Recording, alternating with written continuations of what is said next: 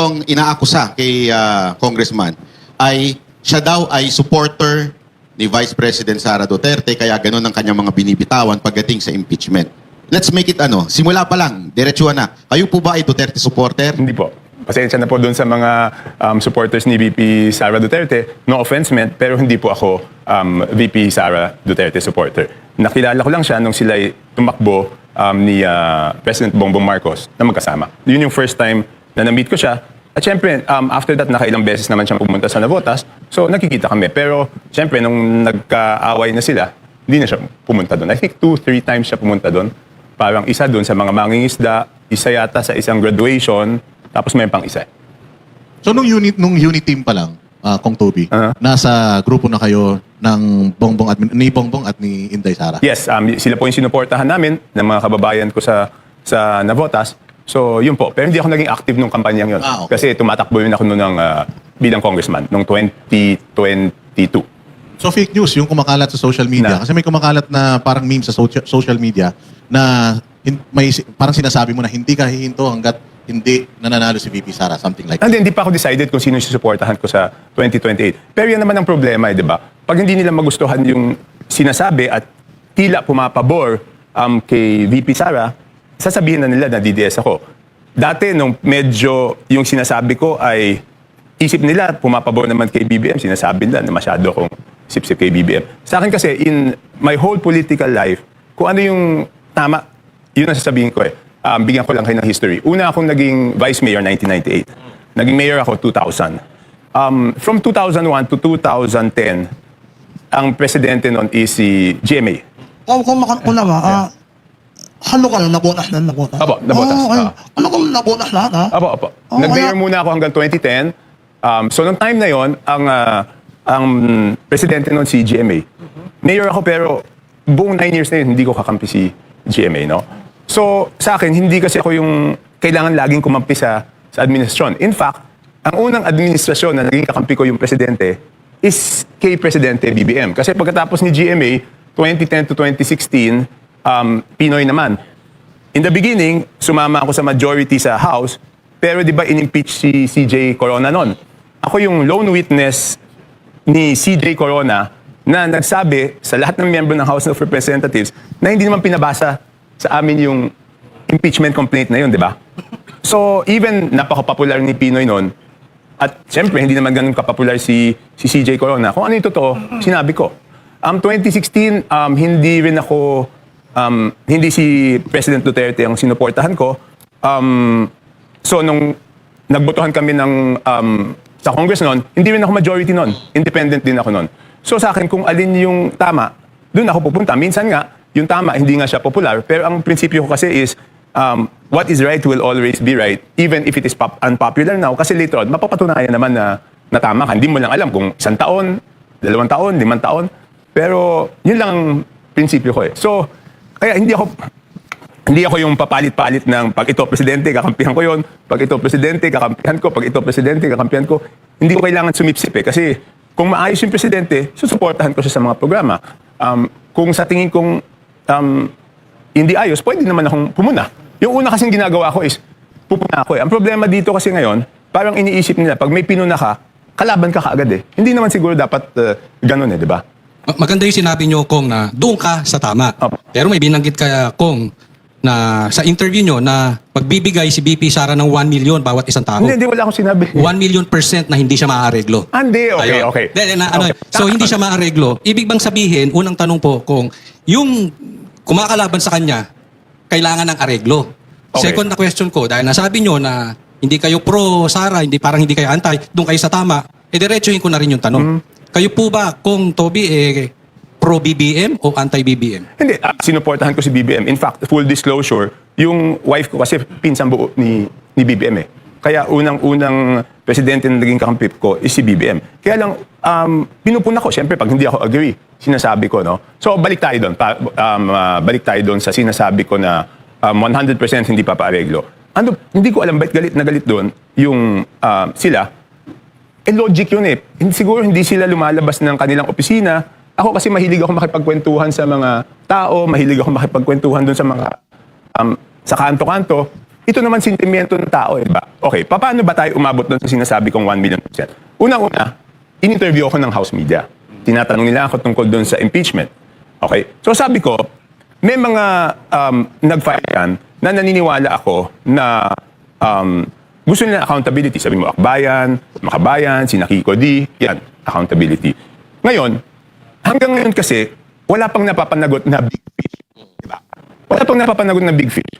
So pag nakikipagkwentuhan ako sa mga tao, ang sinasabi sa akin, kung wala na yata mangyayari dito sa skandalo, doon sa pinakamagalaking skandalo, siguro sa susunod na administrasyon na sila makakapag. Yan ang sinasabi sa akin ng mga tao. So ano yung logic doon? Kung ang iniisip ng mga tao na wala nang mangyayari sa administrasyon na to, alangan naman iniisip ng tao yung susuportahan ng administrasyon na presidente ang mapapanagot sa mga may kasalanan. Natural, yung line of thinking na yon, ang ibig sabihin nun, yung hindi kakampi ng administrasyon, yun ang magpapanagot nun. Eh, sino ba yung number 1 na hindi kakampi ng administrasyon? Si VP Sara. So, doon ko sinabi yung 1 million %. It's just out of usap ko sa tao, tsaka out of logic. Una yan. Pangalawa, alam naman natin, sabi ko mga may nag-file dyan, siguro, prinsipyo talaga. Pero sa likod nun, yung mga hindi pa pinapanagot sa flood control scam, siguradong ayaw nila si VP Sara. So, bakit nila ayaw si VP Sara? The reason na ayaw nila si VP Sara is because mapapanagot sila. So ano yung nanggigigil sila doon sa sinasabi ko? Yun naman yung reason, di ba? Bakit ba nila ayaw? It's because mapapanagot sila. Kung sila makalusot dito, doon hindi sila makakalusot. Correct. Di ba? So, Common sense naman yun. Ibig sabihin nyo, Kong Toby, logic po yun. Pero hindi... Based sa mga... Ano ibig sabihin ng mga tao na pag sinabi lang, wala na mangyayari dito sa ilalim ng administrasyon na to. Tapos sinasabi nila, siguro sa susunod na presidente lang yan. Di ba? Siyempre, alam na natin na ang tinutukoy nila yung presidente na hindi kakampi nung mga dapat panagutin. O sino yung hindi kakampi nung dapat panagutin? Si VP Sara. Di ba? So kung naniniwala kayo na hindi kayang panagutin ni Marcos itong mga kasamahan ninyo sa Congress? Alam mo, nung una talagang naniniwala ako because nakwento ko na yung conversation namin nung tatlo, di ba? So pinagalitan niya, number 1 yun. Number 2, kaya ako nabuhayan ng loob because sinabi niya doon sa SONA, di ba, na mahiya kayo. Obvious naman ang sinasabihan ng mahiya kayo, yung mga nahandun, hindi naman yung mga nanonood, di ba? Sino ba yung sinasabihan nun? Pero, ang tagal na di ba? Wala pa ring big fish hanggang ngayon so nakakainip na. Hindi niyo po ba naisip na doon sa time na sinasabi ninyo, kayo po nagkwento na pinagalitan Oo. ni Marcos si Romualdez? Oo. So may alam si Marcos sa nakawang nagaganap. Hindi, alam niya, natuklasan lang ngayon nung time na yun Kasi may nagsumbong sa kanya. Okay? Ang nangyari kasi noon, ganito, no? Ang sinumbong sa kanya exactly is yung mga foreign assisted projects hindi pinopondohan. Kasi, di ba, lahat na naman ng tao alam to, it's because yung linalagay na sa program yung foreign assisted projects na dapat may counterpart tayo. Tapos yung binibenta nilang proyekto, yun ang linalagay na sa program. Kasi, kung ilalagay mo sa program yung binibentang proyekto, walang bibili. Kasi hindi siya naka-line item, hindi sigurado. So, linalagay na sa program, tapos yung mga binibenta nilalagay niya sa program. So, pinagalitan niya noon. At sinabi niya na dapat ayusin yan sa BICAM. Kaya lalong nagalit is because hindi inayos sa BICAM.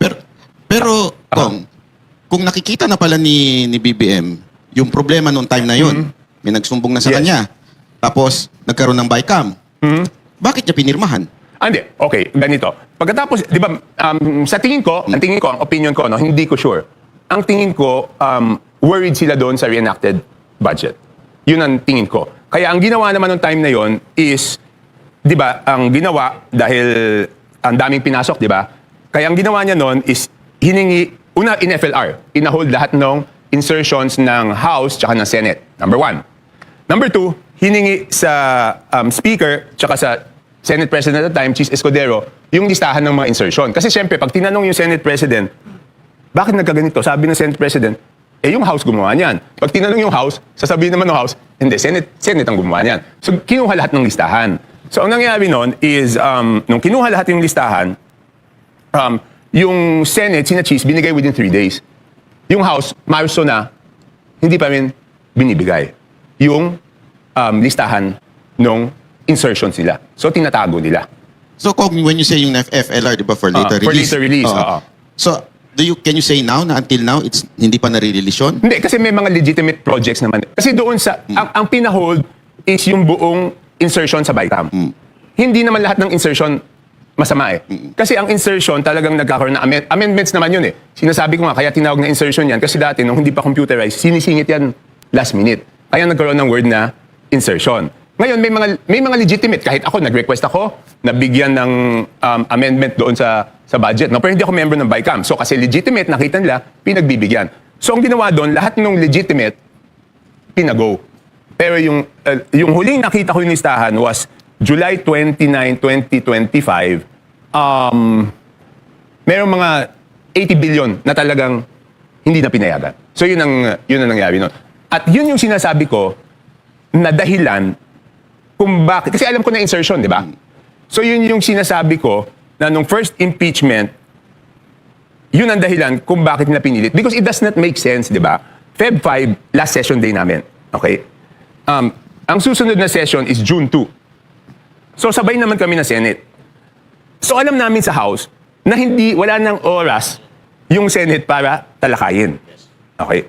Bakit ipipilit yung impeachment ng Feb 5 kung June 2 pa yung tatalakayin sa Senate? So ang sabi ko noon, ang dahilan talaga noon, ng Feb 5, no? Hindi rin ako pumirma doon. Sabi ko, ang dahilan noon is because na FLR yung mga binentang proyekto at kung may kilala kayo sa DPWH, magtanong-tanong kayo, nung time na yon, medyo rattled na yung mga contractor kasi binayaran na nila yun eh. Tapos in FLR, paano mangyayari? So yun ang mekanismo na ginamit para hingin na i-release. Kasi alam ko yon dahil noong March 25, tinawagan ako ni Congressman J.J. Suarez. Sabi, request mag-meet kami ng gabi sa Manila Golf. So nag-meet kami. Sabi niya sa akin, Toby, tulungan mo naman kami na ilabas yung mga ano. Sabi ko, bigay niyo sa akin yung listahan ng proponent. Kasi ayaw nila ibigay kay SecMi na Pangandaman ng DPWH doon yung sino yung proponent. Okay? So sabi ko, ilisulat niyo, ilabas niyo yung sinong proponent. Sabi niya, paano yan? May namuhunan na dyan. Sabi ko, hindi ko problema yan kung may namuhunan dyan. Bakit niyo naman binenta yung, ang eksaktong word ko, bakit niyo naman binenta yung political capital ng presidente? Tapos nung hindi siya doon, sabi niya, pinangako natin yan doon sa impeachment ni VP Sara. Sabi ko, hindi ko alam yan. Kasi di man ako pumirma. So tinanong ko si Presidente, sabi ko, Sir, pinangako daw yan sa impeachment. Sabi niya sa akin, Toby, walang usapang ganun. Hindi natin i-release yan dahil yan sa bagay na yan. Pero, nung sinasabi ko yan, nung Marso, walang gusto maniwala sa akin, di ba? Sabi, sinungaling ako. Ano nangyari nung pinatawag sa Senate Blue Ribbon Committee? Lumabas na totoong may bentahan. Di ba? Hindi lang si Engineer Bryce Hernandez, Engineer Alcantara, sino pa ba? Yusek Bernardo, sinabi naman talaga na may bentahan, di ba? So, totoo yung sinasabi ko noon. So, yun yung sinasabi ko na doon sa first impeachment, nagkaroon ng bentahan talaga ng projects at yun yung naging incentive. Kaya, nung mga nakabenta, hindi naman lahat eh. Yung ibang congressman, ginamit na lang yun na tinakot-takot. Number 2, yung mga congressman noon, which makikita nyo naman doon sa mga Facebook ng mga pumirma, di ba sabi nila, pasensya na po kayo, pumirma kami kasi... Hindi yung project. Kasi yung projects naka-FLR eh. Di ba sabi, ihinto yung ayuda, AIX, AKAP, tupad, tsaka yung pinakamahirap doon yung MAIP. Sila mismo nagsasabi yung mga pumirma eh. Tsaka alam ko naman first hand na hinold talaga doon sa mga hindi pumirma eh. Pero kung let's go back to your controversial statement regarding kay VP Sara Duterte. So, sinasabi nyo na parang hindi maaareglo si VP Sara Duterte. So ngayon, would you say na talagang hindi kaya ni Marcos na panagutin itong mga congressman ngayon? Alam mo, Or naareglo ba ang presidente? hindi ko pwedeng hulaan kung ano yung dahilan Walang nangyayari. bakit mabagal eh. Pero di ba, ang sabi ko noon openly on the very first time, pinsang buo niya si Martin Romualdez, di ba? So ang problema doon sa sitwasyon niya is kailangan niyang patunayan doon sa tao. Ang expectation ng tao since pinsan mo, absueltohin mo o proprotectionan mo. So ang sitwasyon niya is kailangan niyang patunayan sa tao na hindi na proprotectionan. So nung sinasabi ko yung mga bagay na yun, nagagalit sila. Hindi ba tama na sabihin ko sa'yo, kailangan ang iniisip ng tao, proprotectionan mo yan dahil pinsan mo yan. Dapat patunayan mo sa tao na hindi mo proprotectionan. Anong masama doon? Wala naman ako sinasabing masama doon. Pero do you think yung ICI na ginawa ni Marcos sa failure o gawa-gawa lang yon para lang for optics lang? Okay, yung ICI, magagaling yung mga in-appoint niya, di ba? Kaya lang, ang disappointment ko doon sa ICI is nag-file ako ng batas para maging institutionalize siya. Yung infrastructure, Independent Commission Against Infrastructure Corruption. So, final ko yon, naka-break kami, undas break. Tapos, nung naka-break kami ng undas break, pagbalik namin ng November 13, minarathon hearing namin yon 1 to 6 p.m. So, nung tapos, pinatay lang nung mga hindi na pinalusot sa Congress. So, LEDAC measure yun, di ba? Kasama siya sa LEDAC measure. So, anong ginagawa ng mga kasama namin sa Congress? Bakit nila hindi pinapapasa yung priority bill ng presidente? Ako naman, kung ako'y presidente, kakampi ko yung mayorya, dapat sumunod sila doon sa LEDAC measures ko, di ba? Pinagmamalaki nila na may pinasa silang 18 LEDAC measures.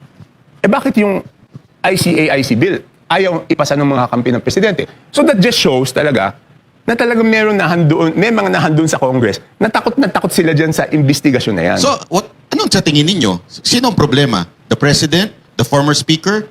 Or the present Speaker? O baka naman pati yung anak niya? Sino sa tingin ninyong problema? But every time na sinusolusyon na ng corruption, like what you said, yung bill na gusto ninyong mangyari, walang nangyayari. What's the problem in the Congress? Okay. Definitely yung former Speaker, maliwanag na yun eh. Hindi magagawa ni Saldico lahat ng mga to kung walang approval ng former Speaker. Sa tingin ko, hindi naman pwedeng magawa ni Saldico yon ng walang approval. Okay. Yung bagong Speaker, si Boji, yun na nga eh. Yun ang, alam mo, mabait siya, kaibigan ko siya. Pwede ba dapat gawin niya itong mga bagay na to eh? Si Majority Leader naman, siya yung Majority Leader eh, di ba? Ang LEDAC bill yan, so it's a LEDAC measure of Malacanang. You are the Majority Leader. Di ba dapat ipasa mo yung LEDAC? Unless, hindi ko na alam, hindi na ako masyado nakikipag-usap. Ano ba yun? Nape-pressure sila sa mga kakampi nila? Iniisip nila na pag tinuloy nila to, iiwanan sila ng mga kakampi nila? But para sa akin, yung mga politiko, you cannot satisfy them eh. Politiko din ako, kasi taon lang maghusga. Ang politiko, ang iniisip nila lagi is yung interest nila, di ba? 2 years na lang presidente si BBM. Pag hindi na presidente si BBM, wala na, iwanan na kayo niyan. Diba? So, ang pinakamahalaga, habang nahandyan ka, gawin mo yung tama, hindi yung papasayahin mo yung politiko. Dahil yung politiko, wala yan eh. Pag wala ka na sa pwesto, Pero ito, tapos na, wala na. Pero kung bugtungan ko yung sinabi, kasi sinasabi nyo na hindi dapat baliwalain si Speaker, dating Speaker, na hindi niya ipagtatanggol. Pero dito nakukonfuse yung taong bayan eh.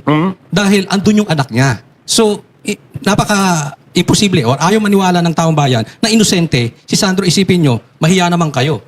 Yun ang binanggit, pero yung anak mo andun. Tapos nagagalit siya, ilang bahay ba sa Forbes ang gusto ninyo, etc. etc. Pero yung anak mo ando doon. So, masasabi man natin inosente si Bongbong, inosente rin yung anak. Alam mo, syempre, pag ako nagsabi na alam ko, dapat first-hand information, di ba? Ito kasi, hindi ko alam kung anong sitwasyon niya. No? But the point is, ilagay natin dun sa trabaho niya, di ba? LEDAC measure. So kung LEDAC measure yan, ba't hindi na sinama doon sa 18 LEDAC measure? Wala na yung tapos na yun eh. Wala nang pinag-uusapan doon. Nagka-agree na kami lahat ng author kung anong version ang ipapasa. Kong, ang tanong ng taong bayan, pwede ka naman sumakay sa mga trip nila, sa mga ginagawa nila. Unang tanong, bakit iba yung landas na pinuntahan mo? Bakit ka kumonta sa kanila? Tutuusin, magkamag-anak si Pangulo at si Speaker Romualdez, then relative kayo.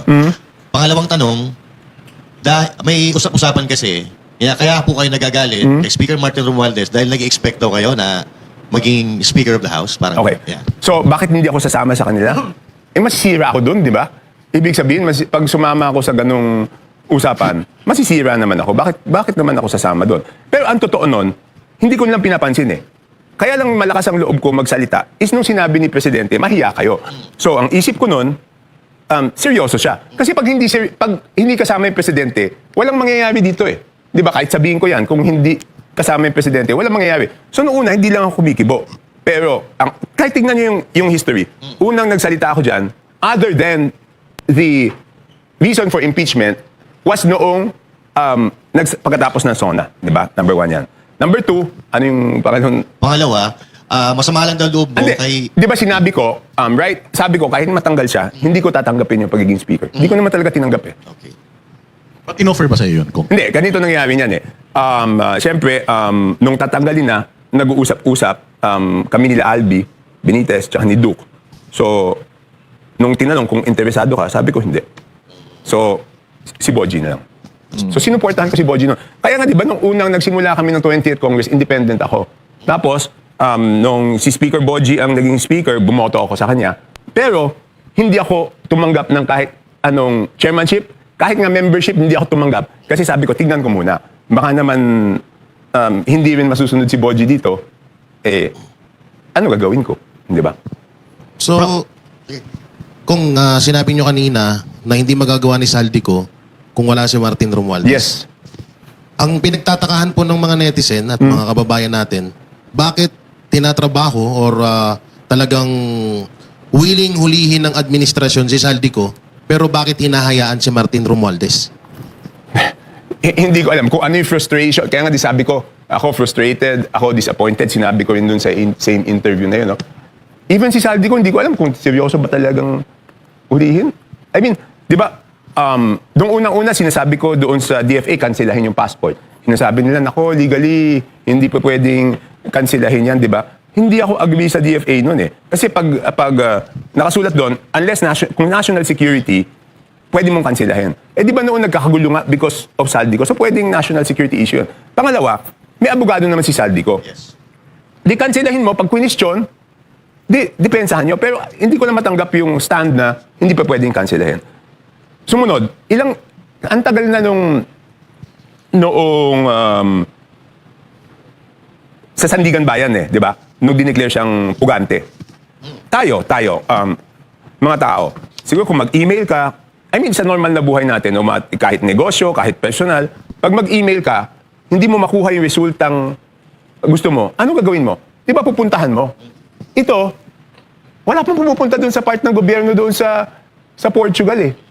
Di ba dapat magdala sila ng high-level team na pumunta doon sa Portugal para kausapin yung mga counterparts nila doon? So, posible po yun, Kong, no? Kung halimbawa, desidido talaga sila na pauwiin si Saldico, pwede lang puntahan doon, then makiusap doon sa gobyerno ng Portugal para may balik si Saldico dito. Human nature yan, di ba, sa atin? Sa atin lahat, di ba, mag-email muna tayo. Pag hindi makuha sa email, kung talagang mahalaga sa iyo yung bagay na yon, whether negosyo o personal, pupuntahan mo eh. Yes, tama. Di ba, I mean, natural tendency ng tao yan eh. Si Kong Tevez nga, no? Ilang balik-balikan Oh, nila yun. doon eh. Di ba? Nagawa nilang paraan. Di ba? Kaya nga po nagtataka yung mga tao. Kasi Hindi, nagtataka. si Tevez, madali nila na pauwi. Tapos ngayon, yan, napakalaki ng kasalanan eh. Kumbaga, niloko niya buong sambayan ng Pilipino. Sabi ko nga, Ang tagal sinasabi ko, hindi ako inapi eh. Di ba? I mean, yung ang tagal ko na, pang-limang balik ko na pang-apat na balik ko na sa Congress ng 19th Congress, 20th Congress, pang-limang term ko na, wala pa akong nakikitang ganyang klaseng At man kung yan? pangalawang tanong ko, katulad doon yan, di ba? Kaharap ka nung pinapagalitan si Martin Romualdez, si Pangulong Bongbong Marcos. Hindi niyo po ba naisip na baka gawa-gawa lang nung magpinsan yun? Parang drama lang nila yun? Hindi ko naman... Alam mo, naisip ko rin yun. Bakit parang- sinama ka pa eh? Ba't sinama ka pa? Ano Hindi, pong sapat na dahilan? Hindi, kasi ano yun eh, Sunday yun, tanda-tanda ako. Di ba may Sunday lunch, di ba? So pinapasok kami sa loob. Hindi naman siguro ako din linoko, no? Huwag mo naman akong pagmukain tanga. Gusto mo yata, Hindi, ano rin po kasi, siyempre, nasa Vox Populi tayo. Ito ay opinion. Mga, oo. Opinion po kasi ito ng pangkalahatan Hindi yung, naman masarap yung na tinano isipin ko. namin. Hindi naman masarap na isipin ko, tanga ko na. Parang ang labo lang ho kasi na si Saldico hinahabol tapos si Martin Romualdez may Pero napagalitan at lang. that time, in fairness, no? Ang ginawa namin noon, di ba? Nung hindi sinunod yung instructions, di ba ang ginawa namin noon, pag-resume ng Congress, tinanggal namin si Saldi, di ba? As Committee on Appropriations. Pero kung Chairman. sundan ko lang sinabi nyo, di ba? Sinabi nyo, hindi naman na posible na makagalaw si Saldico nang walang ni Martin. Pero sa tingin nyo po ba, hindi makakagalaw si Martin nang walang ni BBM? I mean, in fairness, no, wag kayong magagalit. Ang opinion ko, kasi the first 2, before that happened, parang buo yung tiwala niya. Kasi pinsan ko, hindi naman siguro hindi naman ako papahamak. Tingin ko ganun. Yun ang opinion ko eh. Buo ang tiwala eh. Kaya rin ako naniniwala na nagalit because, di ba, kung isang tao pinagkatiwalaan mo, tapos pinahamak ka, natural, magagalit ka. Pero kung that's the way na nangyari, but until now, ganun pa rin ang nangyayari. Which is, di ba, sana, nawala na si Romualdez. Kaya lang halos inulit din yung 2025 budget style of corruption ngayong 2026. In what sense? Meron pa rin mga insertion, may mga allocation pa rin na binabanggit ng ibang mga congressman. Okay. Yung dito sa BICAM dito, walang insertions eh. Wala akong alam na insertion. Di ako member. Pero bigyan ko lang ng chance na i-clarify. No? Alam mo yung mga kalaban ko, o yung mga kakampi ni Martin, kasi diba ang dami yung trolls eh. Every time sigurado ko, pagkatapos ko mag-interview sa inyo dito ngayon, masaya na naman yung mga trolls niya kasi kikita na naman sila eh. Bawat banat yata, merong, may, ano yun eh. So, tinitira nila ako dun sa 2026 budget kasi sinasabi na nag-insert daw ako ng 900 plus million o amount. Ang totoo kasi niyan, may minimum bawat isang distrito. So, nabotas, ang minimum dapat is 1.410. Tapos, nung dumating si Sec Vince, naging 326. So, syempre, nagreklamo ako. Ang minimum dapat na nabotas is 1410. So, binalik lang. Hindi nga binalik yung buong amount eh. Nagbalik lang na 900. So, 900 plus 300. So, 1.116 lang ang napunta sa nabotas. So, sinasabi nila insertion yun. Hindi insertion yun. Binalik lang ang DPWH at hindi galing sa Congress yung DPWH. Kinorek lang yung kanilang mali. So, yun lang. Liliwanagin ko. Nabanggit nyo before, di ba, yung first impeachment ni VP Sara, may involvement doon ng parang bigayan. Hindi. Ang nangyari doon is yung mga Pumirma. hindi, yung mga nagbebenta is yung grupo nila Saldico nagbebenta ng projects. Okay? So, dahil nagbebenta sila ng projects, sinisingil na sila ng mga contractor kasi na FLR. So, ginamit nila yung mga ibang congressman na para pumirma at ang pinanakot doon is i-hold yung mga AX, AKAP, TUPAD, MAIP. Yun ang ginawa lang. Siyempre, Yun. takot ka nun kasi ano ka eh? Mag-election yun. Mag-election ka eh, di ba? Tsaka yung MAIP talaga ang laki ng tulong nun sa congressman eh. Tsaka doon lalo na doon sa mga kababayan mo. Pero that was the first impeachment. Yes, yung first. Now, we have the second impeachment. Mainit pa rin ang dugo nila kay VP Sara Oh, Duterte. definitely. Oo. Do you think meron pa rin, kung ano yung nangyari before, meron pa rin yung nangyayari ngayon? Hindi, okay. Sinagot ko na yan nung interview eh. Tinanong ako ng isang reporter eh. Kasi hanggang ngayon, lahat ng DPWH projects kasi wala naman insertion eh. Lahat, total. Lahat yan naka-FLR. Sabi nila, hindi ko alam for what reason, may mga haka-haka na baka walang pondo yung gobyerno. So tinanong ako ng isang reporter. Sabi sa akin ng isang reporter, kung yung FLR ba pwedeng gamitin ngayong eleksyon, ngayong impeachment ni VP Sara? Simple lang yung sagot ko. Sabi ko, pwedeng gamitin, di ba? Pero kung gagamitin o hindi, malalaman lang natin pagkatapos ng botohan kung yung mga bumoto ay winilis yung pondo at yung hindi bumoto ay hindi winilis yung pondo, mako-confirm natin. Pero after the voting pa. Yun, sinabi ko yun. O galit na galit yun. Would you take part in exposing after na magkaroon ng... Definitely. Walang problema. Walang problema. But do you think makakabuo sila ng numero? 106,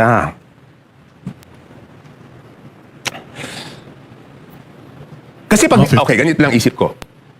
Sa tingin ko, hindi naman nila kayang tanggapin na hindi na makukuha yung 106. Di ba? So, kahit papano, pipilitin siguro yan. Tingin ko. Pero sa tingin nyo, sinong pumipihit?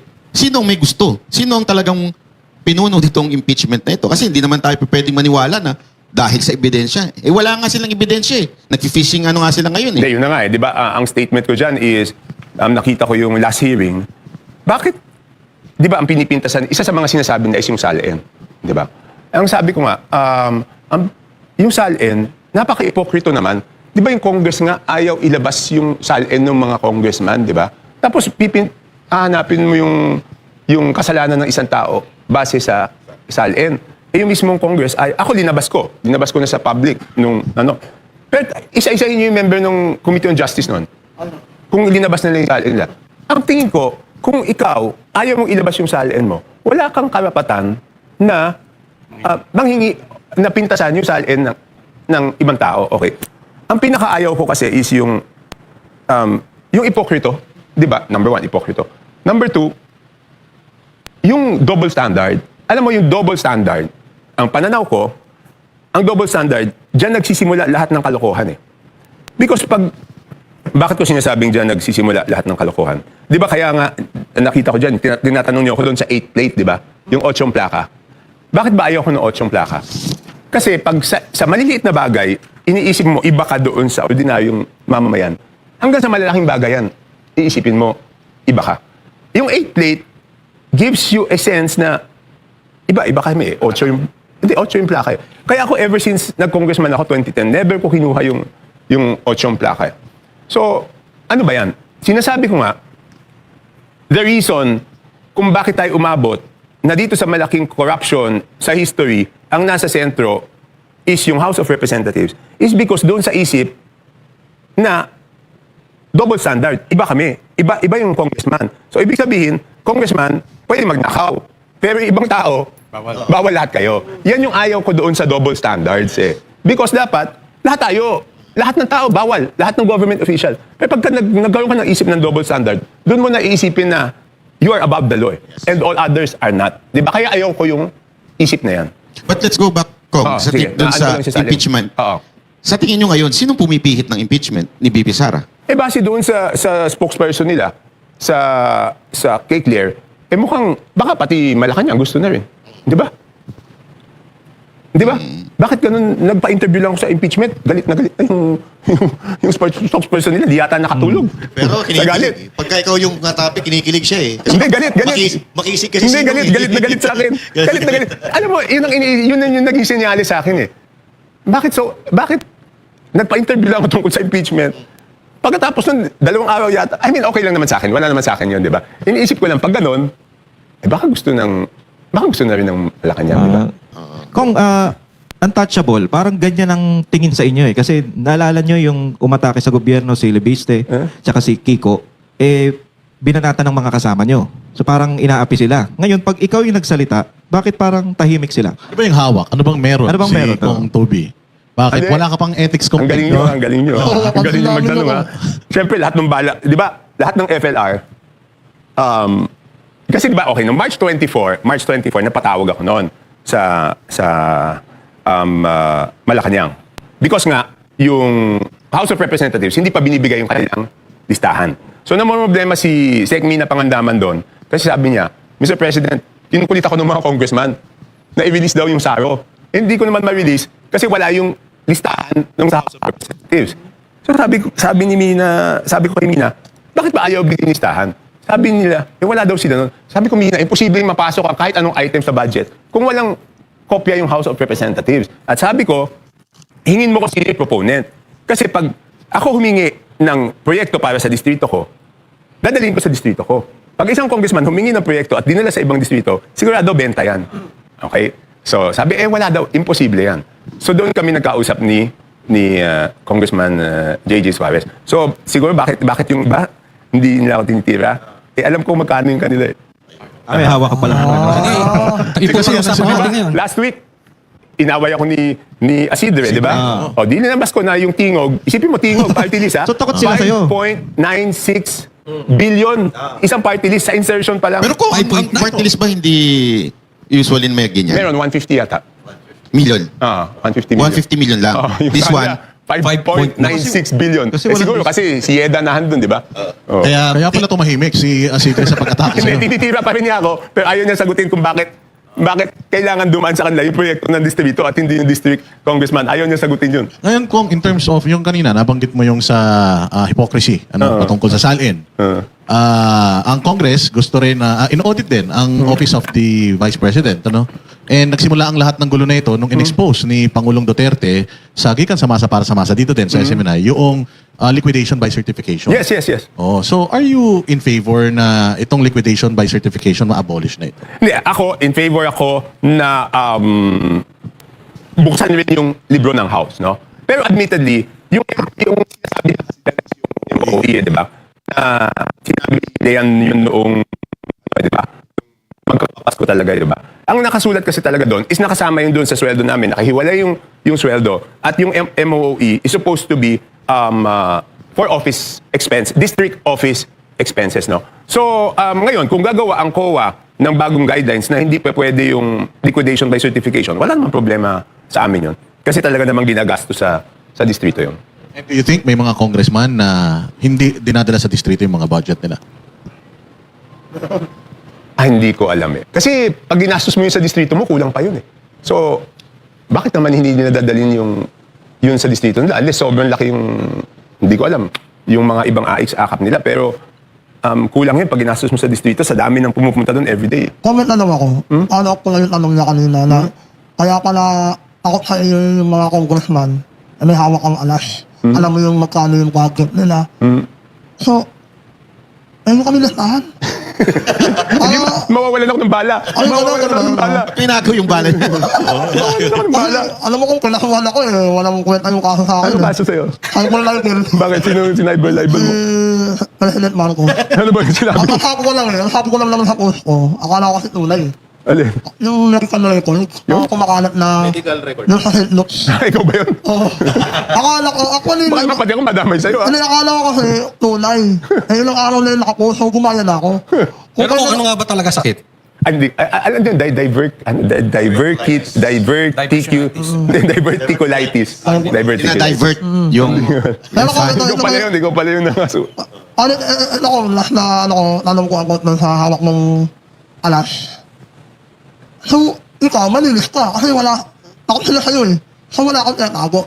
Wala Sila naman. marami. Tama. Kasi alam mo, siguro, kaya ako nasa ganitong sitwasyon, kasi alam ko na nakahanda ako na kahit sino ang maging presidente, walang mahahanap na buta sa akin. Kasi nagsimula yung political career ko na hindi ko kakamping presidente. Di ba? 2022 years bago ko nakakampi. Isipin mo kung doon sa 22 years na yon may tinatago ako.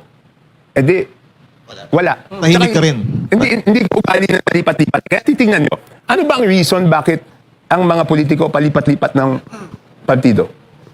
Kasi di kung tinatago ka, hindi ka pwedeng, paano ka pupuna sa gobyerno kung meron kang tinatago? Ay, naku, di ba? may kilala tayo dyan. So, ibig sabihin kong hindi ka pala katulad ng Remulla Brothers, no? Mga patalon-talon, no? Kung meron lang akong tanong, Kaibigan ko naman ba bago ngayon? kasi isa sa mga accusation sa inyo ng iba, you are eyeing for Senate, kaya kayo nag-iingay daw. Okay, hindi pa ako na, okay, ganito, diretsahang sagot, no? 1998 pa ako public servant, no? So pagdating ng 2028, 30 years in public service na ako. At 60 years old na ako pagdating ng 2028. So, yan isang malaking desisyon because it's either I go back 100% sa pagiging negosyante or kung magtutuloy ako ng political career ko, baka for the rest of my life, politician ka na. Hindi ka na, ang hirap Pero may term pa po ba kayo? May term pa ako, isa sa Congress. One term sa Congress. Meron pa ako isang term sa Congress. So madami akong options eh. So ito kung total, sabi nyo nga, asawa ng, yung pinsan ng asawa nyo po, si Pangulong Yes, silang Bongbong tatlo, Marcos. magpipinsan sila. So, ang ibinabatong kasalanan ni BP Sara sa impeachment ay yung 125 million na confidential fund. Sa tingin niyo po ba, hindi po ba karapat dapat ma-impeach si Marcos Jr. sa mga ipinupukol sa kanya na katulad lang ho nito, 500 billion flood control, 241 billion 2025 GAA illegal insertion, Maharlika funds, gold reserve, tsaka yung PhilHealth, GSIS, SSS, so sobrang dami Okay. na inaano sa kanya. So, number one, punta tayo doon sa intelligence funds, no? With all due respect doon sa mga kasamahan ko sa Committee on Justice, though napagbotohan na nila yan at sinabi nilang may substance, ako ang simpleng pananaw ko dito is doon sa intelligence funds na yan is that unang-una, yung notice of disallowance is appealable. It is appealable doon sa COA. And even assuming na mag-rule yung COA doon, appealable ulit yan hanggang Supreme Court. So hindi mo pa masasabi na may kasalanan kasi under appeal pa yung notice of disallowance at wala pang finality doon. So hindi mo masasabi that there is graft and corruption. Ngayon, pagdating doon sa sinasabi mo kay Presidente Marcos, pinagbotohan yun na insufficient in substance kasi walang material facts, di ba? So ang sinasabi ko, kaya nga hindi pa pwede yung standards eh. We have to apply the same standards sa lahat. Kaya nga sinasabi ko, dapat same standards ang gagamitin doon sa impeachment ni VP Sara. So, bakit ngayon lang kayo naghihingi ng mga dokumento, di ba? Ng mga ebidensya. Eh kaya lang, pinagbotohan na doon, ano naman magagawa ko? But nasa majority pa rin po ba kayo ngayon? Oh, pero, nasabi lang sa majority, pero since hindi naman ako tumanggap ng kahit anong komite, libre naman akong gawin kahit anong gusto kong gawin. Dahil di naman pwedeng, di ba si Egay, no, nagsalita, tinanggal nila, di ba? Ano naman tatanggalin nila sa akin kung magsalita ako? Wala naman silang tatanggalin sa akin. Kaya nga hindi ako tumanggap ng kahit anong... So, ngayon, ang sa tingin nyo talaga, walang substance, yung impeachment. Doon sa ano, hindi ko kabisado kung ano lahat ng mga... Yung sa confidential. Confidential. Sinabi ko yung sa interview that is appealable. Pwede mong appeal yan. So hanggat walang Supreme Court decision with finality na hindi ayos yung paggastos nun, hindi mo siya pwedeng gamitin as grounds for Yung online impeachment. threat ni VP Sara. Sinagot ko rin yan, Banat. Sabi ko nga, kung ang purpose is really mapanagot ang isang tao, di ba ang mas gusto mo is filean siya ng criminal offense, di ba? Grave threats yan, di ba? Okay. Kung ang gusto mo lang talaga is mapanagot sa ilalim ng batas, hindi mo pipiliin yung impeachment eh. Kasi wala namang kulong yung impeachment eh. Di ba? Kung ikaw, tinakot ka, anong gusto mong gawin? Di ba mapakulong siya? Eh bakit dito, ang pinaperson natin is yung impeachment? Di baka iniisip kasi ng mga kababayan natin kung immune si VP Sara pagdating sa kaso. Hindi, tama, buti sinabi mo. Hindi, it's only the president that is immune from suit. Ang vice president is not immune from suit. So habang vice president siya, pwede mo siyang filean ng kaso. So yun ang sinasabi ko, number 1 yon. Coach Oli, ibigay mo muna yung mic kasi nagdolo ko yung mic ni Kong eh. Number 1 yon. Number 2, pag sinabi mong grave threats, who will determine kung yan ay grave threat? Kunyari, siya tinakot. Kahit magkapatid kami, hindi ko naman pwede sabihin na grave threat yun eh. Di ba siya lang ang makakapagdesisyon kung grave threats yun o hindi? Hindi yung ibang tao. Ito, bakit yung congressman ang magsasabi? Dapat yung mga sinabihan noon, si Presidente, si First Lady, si former Speaker, sila magsasabi na grave threats yun. At dapat, dinitis muna yun sa DOJ. Yun yung aking pananaw. What about kay Madriaga? What do you think of... Mahirap yun. Wala namang... Hindi naman masabi ni Madriaga saan nanggaling yung pera. Papaano... Di ba? Walang... Di ba dapat muna, pag... Hindi ko alam kung ano saan nila gagamitin si Madriaga. Ang tama ba ako na sasabihin nila na siya yung tungkol sa intelligence funds na punta Oo. sa kanya? Siya napunta sa kanya para... siya yung naka-witness ng lahat. Star witness daw. Hindi pwede yun eh. Tsaka, ang hirap nun kasi preso yun eh, di ba? I mean, deprived of liberty yun eh, di ba? So, hindi naman siguro pwede yun. Pero kahit gano'n, no? Kahit gano'n, Banat, makikinig pa rin ako. Hindi naman sarado yung pag-iisip ko. Papanoorin ko pa rin yung mga hearings at ako'y boboto base doon sa kung ano yung tama. Ito Kong, kasi laging inaakusa rin, bakit hindi daw umattend si VP Sara Duterte? Bilang congressman for a longest time, ang tagal-tagal nyo na, meron bang rules na kailangan siyang umattend? Hindi ko kabisado yung rules on impeachment. Hindi ko masyadong binasa kasi hindi man ako member ng Justice Committee. Ang masasabi ko lang doon is ito na naman. Isa na namang problema doon na double standard. Alam mo, sa lahat ng committee namin, kung kahit hindi ka member, pwede ka magtanong ng kahit ano. Ang kaibahan lang ng member tsaka non-member is yung non-member hindi pa pwedeng bumoto. Dito sa ground rules na ginawa nila kay VP Sara, ang non-member, hindi ka pwede magtanong. Pwede ka lang mag-manifest. Di ba kaya si Paolo Marcoleta hindi makapagtanong. Puro manifest lang siya. Ano pa yung nagkaibahan natin? Ipare-pareho naman tayong congressman. Bakit isang halimbawa, sa budget hearing, hindi naman lahat ng congressman member ng Committee on Appropriation. Lahat pwede magtanong. So bakit sila takot na magtanong yung ibang mga congressman? Pero kung pwede bang palitan on the spot yung mga rules na... Pwede kasi with majority vote eh. Ganun yung nangyayari. kung nagustuhan nilang, kailangan required. O yun, pwede nila gawin yun. Kung, Yun ang sa problema. ganyan, Because doon sa rules namin, even sa plenary rules namin, nakasulat doon, by 2/3 vote of the majority, you can suspend the rules. So, yun ang pwedeng ganang gawin. Pero akin naman, kung hindi na mag-appear si VP Sara, at sabi naman nila, malalakas yung ebidensya nila, nag-file ako ng House Resolution, ano bang House Resolution?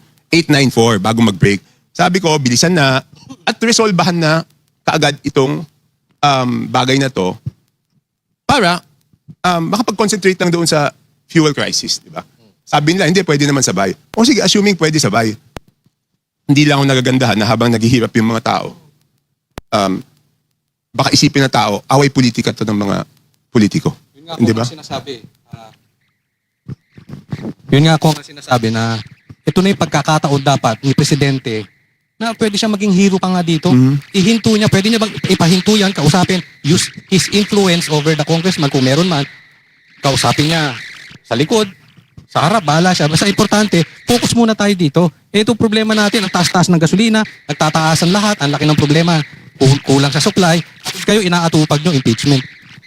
Hindi, pero paano mo kakausapin kung meron talagang mga tao doon na talagang takot sila, di ba? The only... Walang influence. Hindi, may influence. Kaya lang, kaya nga, I mean, may mga political realities Paano kung yung mga yun kumalas naman? Di ba? So, I think there are political realities Pero sa akin lang,